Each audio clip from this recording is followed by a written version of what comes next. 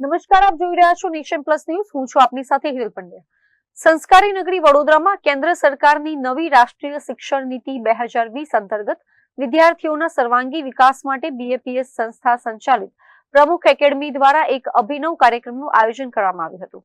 અટલાદરા સ્થિત યજ્ઞપુરુષ સભાગૃહ ખાતે શાળાથી વિશ્વવિદ્યાલયના સંચાલકો, આચાર્યો અને વ્યવસ્થાપક મંડળનો ભવ્ય મહાસંગમ યોજાયો હતો. સર્વાંગી શિક્ષણ માટે એક જૂથ, વિકસિત ભારત માટે કટિબદ્ધના મધ્યવર્તી વિચાર સાથે પ્રમુખ એકેડમી ખાતે યોજાયેલા અભિનવ કાર્યક્રમમાં રાજ્ય કક્ષાના શિક્ષણ મંત્રી ત્રિકમ છાંગા અને આંતરરાષ્ટ્રીય મોટિવેશનલ વક્તા પૂજ્ય જ્ઞાનવત્સલ સ્વામી ખાસ ઉપસ્થિત રહ્યા હતા. આ ઉપરાંત municipal commissioner Arun Mahesh Babu, deputy mayor Aditya Patel, જિલ્લા શિક્ષણાધિકારી મહેશ પાંડે અને નગર પ્રાથમિક શિક્ષણ સમિતિના અધ્યક્ષા અંજના ઠક્કર સહિત શિક્ષણ જગતના અગ્રણીઓએ ઉપસ્થિત રહીને કાર્યક્રમની શોભા વધારી હતી. કાર્યક્રમ દરમિયાન વિવિધ યુનિવર્સિટીઓના ચાન્સેલર, ડીન અને શાળાના સંચાલકો સહિત 500 થી વધુ શિક્ષણવિદોએ શિક્ષણની ગુણવત્તા સુધારવા માટે ગહન વિચાર વિમર્શ કર્યો હતો.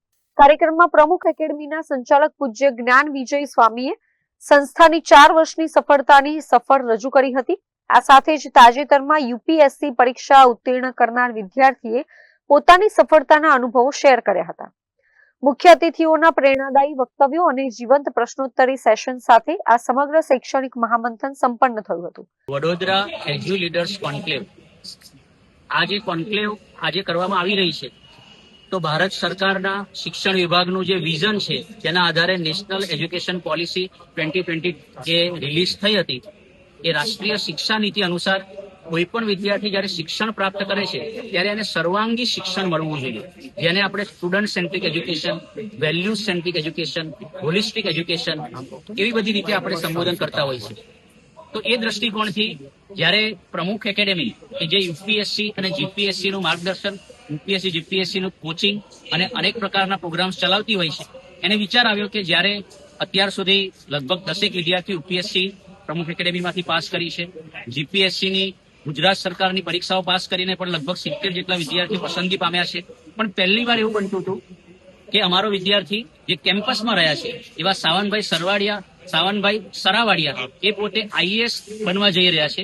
એ નિમિત્તે વિચાર આવ્યો કે કોઈ પણ વિદ્યાર્થી જયારે પસંદગી પામે છે ત્યારે માત્ર કોચિંગનો રોલ નથી હોતો, એની શાળાનો પણ રોલ છે, જે એનું ફાઉન્ડેશનલ ઘડતર કર્યું છે, એના કોલેજનો પણ રોલ છે, એની યુનિવર્સિટીઝનો પણ રોલ છે, એની કોચિંગનો પણ રોલ છે. આ બધી જ બોડીઝ એકત્રિત થાય અને એક સારા મૂલ્યનિષ્ઠ વિદ્યાર્થી, એક સર્વાંગી શિક્ષણ પ્રાપ્ત કરેલા વિદ્યાર્થી એ તૈયાર થાય, એના માટે આપણે ભેગા મળીને શું કરી શકીએ. વડોદરાની નગરી એ સુસંસ્કૃત નગરી કહેવાય છે, સંસ્કૃતિવાળી નગરી કહેવાય છે, સંસ્કારી નગરી, અને સાથે સાથે શિક્ષણ એ પણ વડોદરાની એક આગવી ઓળખ છે. તો શા માટે આપણે વડોદરાને એવું હબ ન બનાવીએ કે જેમાં તમામ શિક્ષણ સંકુલો એકત્રિત થઈ પોતાની બેસ્ટ પ્રેક્ટિસીસ શેર કરે કે કઈ રીતે શિક્ષા મળવી જોઈએ અને કઈ રીતે એક મૂલ્યનિષ્ઠ શિક્ષણ આપી શકાય. તો એના માટેનો એક મંચ આપણે પ્રોવાઈડ કર્યું છે.